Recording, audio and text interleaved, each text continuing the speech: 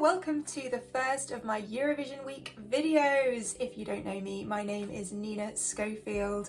I'm a singer, songwriter, reactor here on YouTube and big fan of Eurovision. And I have just watched the very first dress rehearsal for semi-final number 1, and I have the lowdown, I have some thoughts that I want to share with you. So stay tuned to see what I think of each of the different acts. I've written notes, I've got all the interesting information about the lineup and what's going to go on within semi-final number 1. And I can't wait to share it with you. So what I'm going to do is come at this from the perspective of being a Eurovision fan.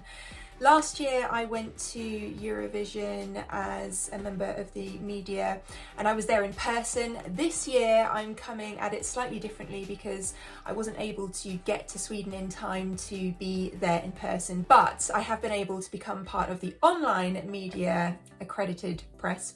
That's a mouthful. And so here I am watching things live from the comfort of my own home. And that means I get a slightly different perspective on what I'm watching, but in actual fact it's been really interesting for me to watch the first semi-final from my house, from my living room on a screen, because it means I've been enjoying it as I will when I watch the semi-final on TV. So what I'm going to do is talk about each of the different songs, some of the other stuff that you can look forward to within the semi-final after all of the acts have performed, and just give you kind of my instant fan analysis. As I say, I am a reactor and I analyse music, and I have done many Eurovision reactions for this year's songs and last year's and many other songs during the competition, but I wanted to give my initial thoughts just watching it through. How does this connect with me? What's the lineup like? The running order, how does that affect how I soak in the songs? And just my general overall feel about what might happen come the results. And just a note before we dive into this, I can only use the media that Eurovision has provided to me within my media pack, so that means photos. No videos for this, unfortunately. I can't include them for copyright reasons, but I hope you will enjoy this breakdown anyway. Do listen to all of the artists' songs in question that we're about to talk about if you haven't already, and enjoy. So we started with Cyprus's entry, which was super high impact. I feel like the perfect start to the semi-final. This song is of course Silia, Kapsis and Liar, and what I really enjoyed about this was the use of lighting. So we had this constant blue and then this change to red lighting. Actually, that's something that comes up again within the contest within this semi-final, but this particular entry, I really enjoyed the lighting and the atmosphere that it created. This song is catchy and the camera work did great work with this, matching the frantic energy. I feel like this is a feel-good song and it was a great one to begin the night with. Next, we had Serbia with TEYA, RAMONDA, and this was a totally different vibe. I've written down very atmospheric staging. Again, this was a water theme. So with Cyprus's song, we had these blue visuals and water coming through. To me, it felt like water. And this same kind of water theme coming through here. I feel like the backing vocals within this one, in that live setting, it just elevates the whole thing. She's got a fantastic breathy aspect to her vocal. And when that builds up, especially within the pre-chorus, that connected with me. Just watching as a Eurovision fan, I thought, ooh, there's something really interesting about this one, and it lifted the song. Again, the lighting was great, just using that as an effect. You can't discount lighting, staging, costumes. All these things do add something. They do add another layer. And I loved that they circled her with this bird's eye view. You know, things like that. Clever camera technique can really draw a viewer in as well. And I felt drawn in. That's what I'd say about this one. Really great use of the space and really effective. Next, with Lithuania, we had Silvester belt Luktelk. I always think I'm going to say that one incorrectly. I probably still did. So this one, again, great use of lighting. I'm saying it again, but the lighting teams, they are putting the hard work in. I feel like the energy needed for this particular song, because it's that pop dance thing, just high impact, high energy, especially as it I was going to say escalates, but as it builds towards the final moments of this, you have this 4 to the floor thing going on. This is also where we have the blue and the red theme. Again, blue and red. These are the colours of Eurovision this year. We're getting a lot of blue lighting and red lighting, and I'm not mad at that. I feel like it's really effective, and again, it adds something. I think having block colour adds something to the staging. By the end of the song, I felt like I was in a club. I was watching in my living room, but I felt like I was in a club. It was that high energy, high impact, and simple 2-note melodies. These are the kinds of things within Eurovision songs, for me as a listener, that I instantly gravitate towards. You've got to think about the audience member who isn't a massive Eurovision fan, who's just put it on. What are they going to connect with in that instant? Well, a 2-note melody, if they're not musically inclined, say, and it's just something that they're watching for a bit of fun, that kind of thing is going to get really stuck in their head. Even if you are musically inclined, I feel like it's just something fun to listen to, and it definitely kept playing in my head after this performance. Next up was Ireland. Okay, so Ireland with Bambie Thug, Doomsday Blue. This is such a different vibe. I mean, we all know, if you've seen Ireland and their entry this year, if you haven't, please do go and have a listen to it.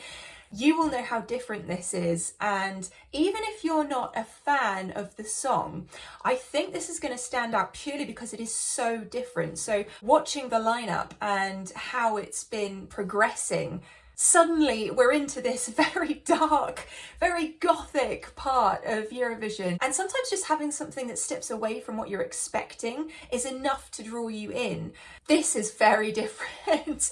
And I feel like it could go either way. I don't know how this is going to connect with audiences. I really don't. But I really like the interesting use again of the camera work, the twisting that we have in it. There's so much to look forward to within this one, camera work wise.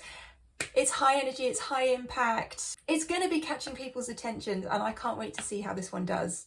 Next up, we have Ukraine's entry. So this is Teresa and Maria, performed by Alyona and Jerry Heil, or Heil. I always say that wrong. Apologies. And I love this song. I've already done a reaction to this song. I'll leave a link for that up here if you haven't seen it. It's one of the ones that I kind of connected with the very first part of the Eurovision songs being released this year. So it has a place in my heart already, and to see it again in this live situation was really great. I feel like it just connects with me. I don't know if that's something that you feel as a Eurovision fan, or as just someone who's stumbled across this video, say, because you've been watching the competition, but it's a catchy song and it's something a little bit different. It has these traditional elements to it. It's got the rap in it. It's got a little of something for everyone, and I feel like they fill the stage. So I connect with this song. It resonates with me. It does something a little different, and I think it's going to do well. Okay, Poland next, Luna, the Tower. So this is one that visually, very representative. The aesthetic here was, I like to say, chess space, space chess, chess in space. I don't know, however you want to describe this one. There's a lot of chess and there's a lot of space, and I like that. I like that we've got, again, something that makes use of the stage, costume-wise, some really interesting costumes, these black and white chess pieces. So you've got the castles, there's a giant representation of a different chess piece on stage. The backing is incredible in terms of how they've done the space stuff, so do look forward to that. But I feel like it just raised this one for me. So song-wise, adding in these costumes and this aesthetic has raised this one in terms of that instant connection, and it lifted the song into a different place. So overall, this one is growing on me the more that I hear it. I feel like I'll hear it again for the second dress rehearsal, and then again in the semi-final, and I'll be singing along. Okay, Croatia, baby Lasagna, rim, tim, tagi, dim. Another mouthful of a song, but this one is a great one again. I've done a reaction to this one. I'll leave that link up here for you if you haven't seen it, or if you want to enjoy it again. But I just think this is great. It's a real contender.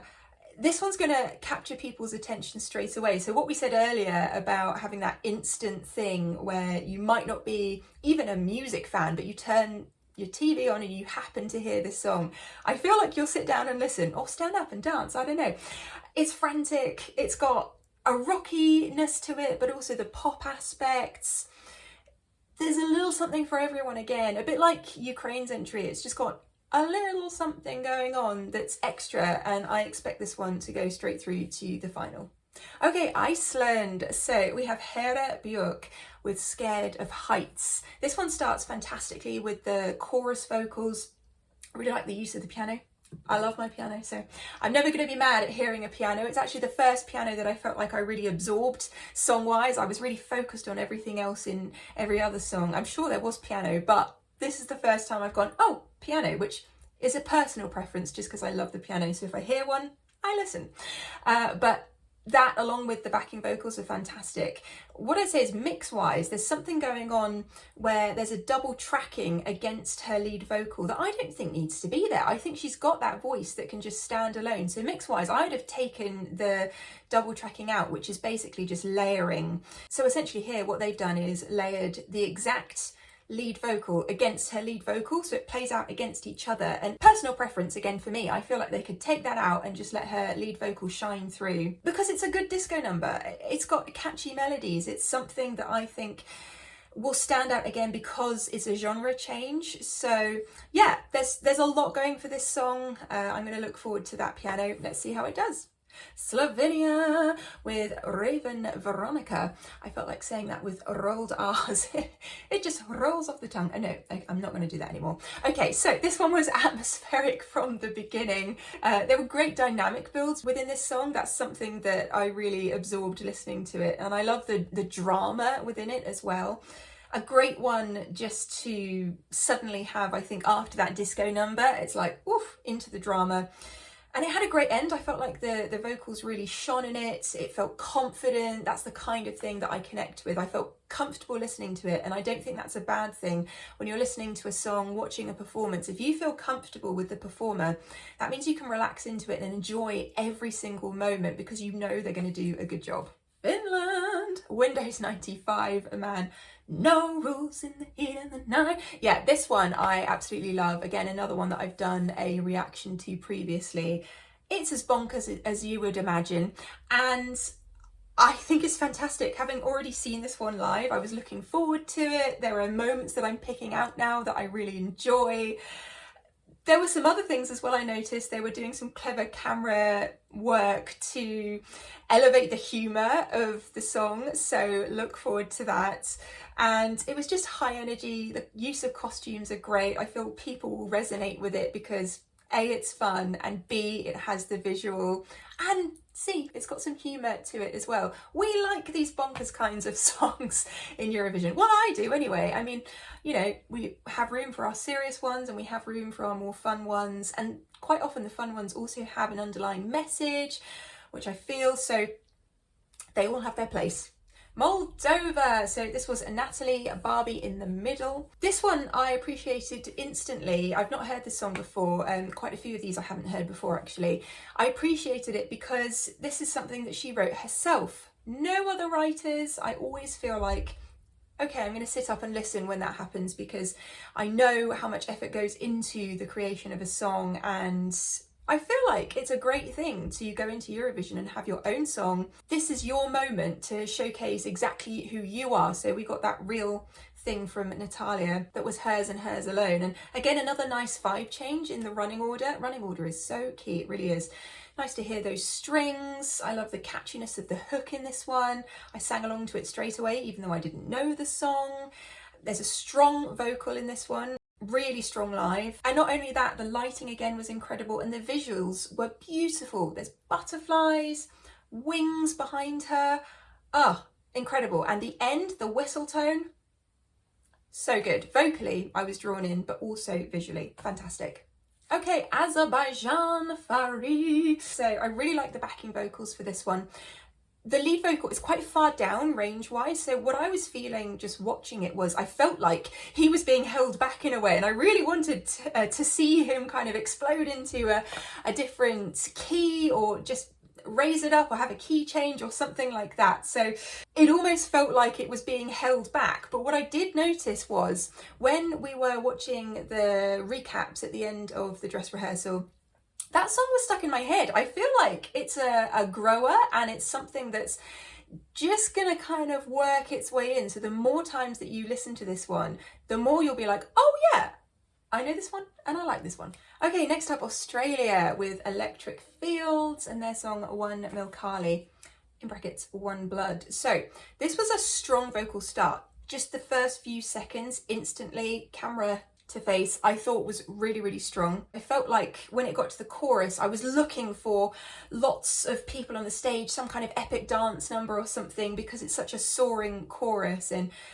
it's got that epic feel to it. So the stage kind of felt a little empty in that first chorus, and then more people started to come onto the stage towards the end of the song as the song progressed.